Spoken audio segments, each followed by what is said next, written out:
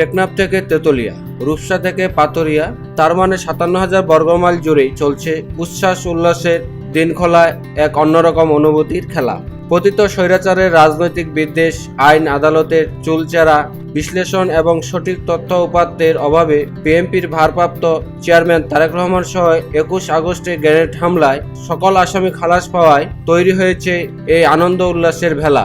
রোববার 1 December high court division 2 সদস্যের একটি বেঞ্চ গ্রেনেড হামলা মামলায় তারেক রহমান সহ সকল আসামিকে খালাস দেওয়া এবং এটিকে মিথ্যা মামলা হিসেবে রায় ঘোষণা করে। এরপর একই দিনে বিকাল থেকে সারা দেশে বিএনপি নেতাকর্মী সহ সাধারণ মানুষ তাদের হৃদয়ের নেতা তারেক রহমানের মুক্তির এবং একই সঙ্গে দেশে ফেরার পথ সুগম হওয়ার আনন্দের মিছিল বের করে।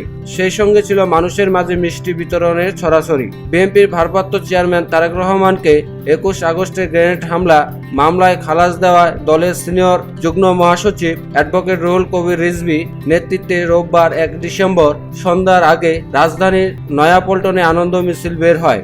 বিএনপি ও অঙ্গ সংগঠনের হাজারো নেতাকর্মী মিছিলে অংশ নেন। নয়াপল্টন থেকে শুরু হয়ে নাইট অ্যাঙ্গেল মোড় ঘুরে আনন্দ মিছিলটি নয়াপল্টনে এসে শেষ হয়।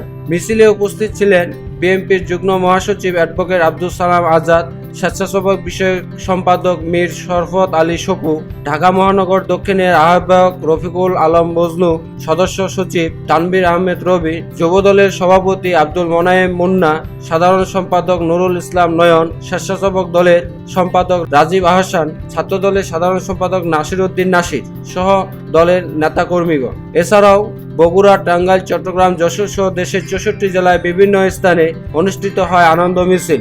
এই মিছিল আগামীকাল সোমবার 2 ডিসেম্বর বের হবে বলে জানান বিভিন্ন জেলার নেতাকর্মীরা।